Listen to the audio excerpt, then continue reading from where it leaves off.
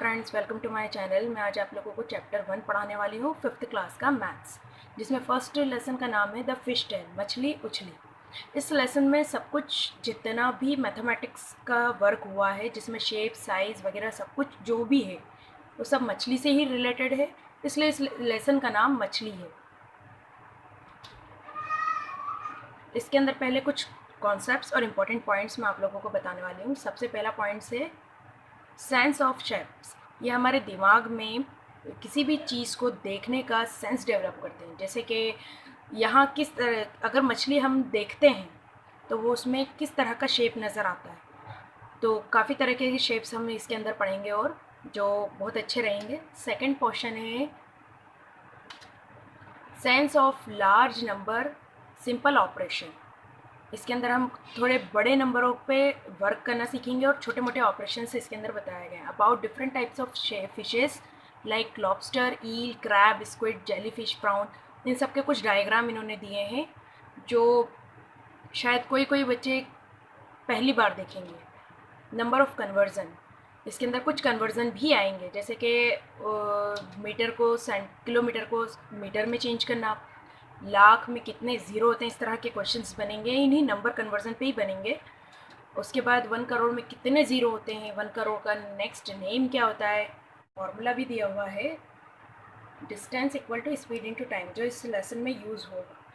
उसके बाद है नेक्स्ट 1 मीटर में कितने सेंटीमीटर होते हैं, 1 किलोग्राम में कितने ग्राम होते हैं, तो 1 आवर में 60 मिनट होते हैं, ये इसमें बताया गया है। आपको सबसे ज़्यादा इंपॉर्टेंट पॉइंट है ये याद रखना है कि हाफ आवर यानी कि हाफ आवर को 1/2 कहा जाता है। उसके बाद उसमें 30 मिनट्स होते हैं। नेक्स्ट है द फिश टेल। इसके अंदर छोटी सी दो दो पोएम दी हुई हैं जिन्हें हाइकू कहा जाता है। ये एक स्पेशल तरह की पोएम होती है जो जापान में यूज़ होती है, जो लोग बहुत ज़्यादा पसंद करते हैं। नेचर के ऊपर बोलने वाली कोई सी भी 3 लाइन की, जैसे हमारे यहाँ शायरी बोला जाता है, उसमें वो हाइकू बोलते हैं, जिसमें 3 लाइन की कोई सी भी पोएम को वो प्रकृति के ऊपर बोलते हैं। नेचुरल के लिए नेचर होती है उसके अंदर। जैसे deep under the see the lovely coloured fish swimming peaceful. इसका मतलब है गहरे समुद्र में देखो प्यारी सी रंगीन मछलियाँ तैरती शांति से। इस तरह की छोटी छोटी सी पोएम्स को मिलाते हैं वो, और उसे हाइकू कहते हैं। जापान में ये बहुत पॉपुलर है और वहाँ स्कूलों के अंदर ये कुछ दिया भी जाता है। बच्चे, अगर आप लोग कित्सु देखते हैं या फिर नोबिता देखते हैं तो देखा ही होगा, उनके स्कूल में कई बार पेरेंट्स को बुलाते हैं और वो उनसे पोएम्स कहने के लिए कहते हैं। एनीवे, आप पहले यहाँ देखें। This special poem in 3 lines is called a haiku. Such a poem about nature are popular in Japan. Here is another haiku. इन्होंने पहले हाइकू के बारे में बता दिया, उसके बाद फिर एक और पोएम दी है इन्होंने। 3 पंक्तियों में कही गई इस कविता को हाइकू कहते हैं। प्रकृति के बारे में इस तरह की कविताएं जापान में लोगों को बहुत पसंद है और यह हाइकू पढ़ें।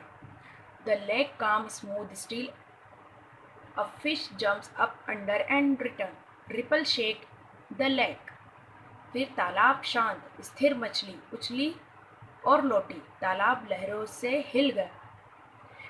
इस तरह की 3-3 लाइन की पोएम ही इन्होंने कही है। 2 पोएम दी हुई है। उसके बाद अनदर इन्होंने एक क्वेश्चन पूछा है, do you know any poem about fish. Yes, हम जानते हैं कि हम कोई और पोएम मछली रानी के ऊपर आप लोग जानते हैं। यस, हम जानते हैं। जैसे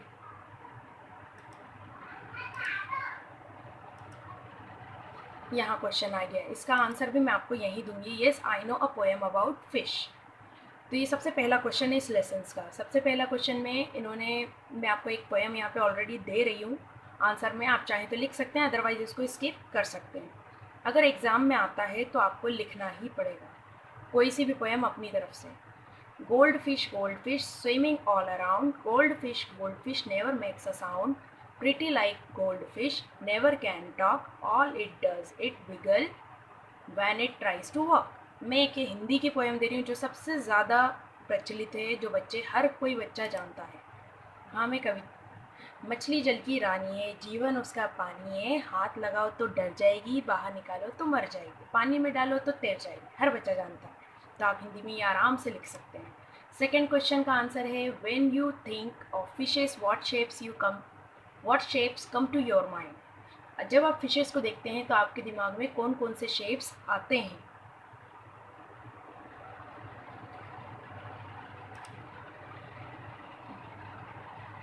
जब मछली, हाँ, when I think of fishes the following shapes come to my mind.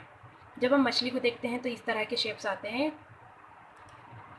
ये जैसे स्क्वायर है, सर्कल है, इस तरह का डायमंड शेप है, हार्ट है, ट्राइंगल है, रेक्टेंगल है। ये ऐसे शेप्स होते हैं जो मछली को देखने पे हमारे दिमाग में नज़र आते हैं। जैसे सेकंड आखिरी थर्ड क्वेश्चन दिया है, try to use a square and a triangle to draw a fish. तो here is a fish drawing by using a square and a triangle.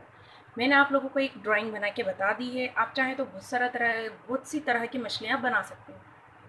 इन्होंने कहा था try to use a square and a triangle, एक square और एक triangle का use करना है बस, तो हमने वो कर दिया।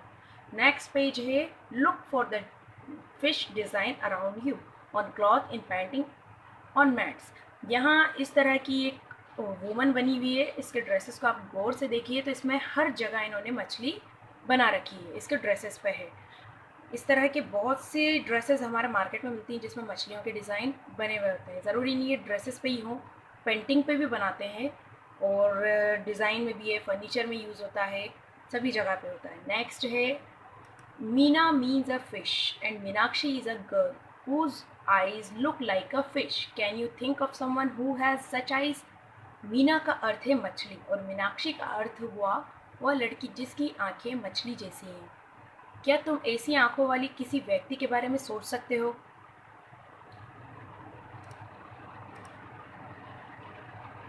बिल्कुल सोच सकते हैं, क्योंकि हम सभी की आंखें लीफ के शेप में होती है। अगर देखा जाए तो मछली का शेप भी एक लीफ के ही शेप में है, यानी कि पत्तियों का शेप। तो उसके बाद इन्होंने बोला Meena draw face with fish eye. हमें एक चेहरा बनाना है जिसमें एक फ़िश आई हो, तब हमें इस यही एक चेहरा जो बुक के अंदर दिया हुआ है वो बना सकते हैं। ज़रूरी नहीं है कि आप सेम टू सेम बनाएं, आपको बस एक फेस बनाना है जिसके अंदर मछली के शेप की आंखें हों। नेक्स्ट क्वेश्चन आता है, fish can have very different size. मछलियों का बहुत अलग अलग आकार की हो सकती हैं। तो the smallest fish is about 1 centimetre long. आपको ये सबसे पहले ये याद रखना है, सबसे छोटी मछली का साइज़ 1 सेंटीमीटर का होता है। फिर how long is the biggest fish you can imagine. तुम अधिक से अधिक कितनी लंबी मछली के बारे में सोच सकते हो? तो हम इसके बारे में सोच सकते हैं, the biggest fish is whale shark. हम सबसे बड़ी मछली व्हेल शार्क होती है जिसका साइज़ 18 मीटर लॉन्ग है, 18 मीटर लॉन्ग है। यहाँ हम ये क्वेश्चन सॉल्व करेंगे। Question number 6, how many times longer is your big fish than the smallest fish. तुम्हारी बड़ी मछली सबसे छोटी मछली से कितने गुना लंबी है? हमें ये बताना है हमारी छोटी मछली से कितने गुना लंबी है, कितने टाइम्स बिगर है। तो क्वेश्चन में सबसे पहला क्वेश्चन है हाउ मेनी टाइम्स का मतलब होता है कि इसमें मल्टीप्लाई होगा।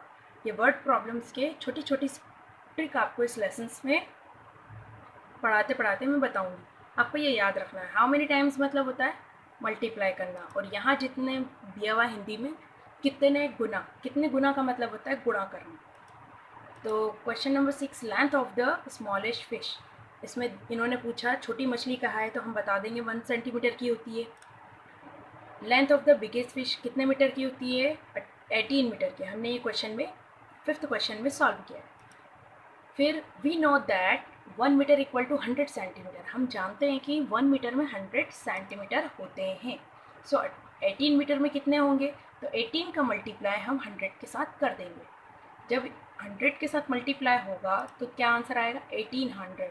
18 वन ज़ा 80 और 2 ज़ीरो उसके उठा के हम पीछे लगा देंगे। 100 सेंटीमीटर।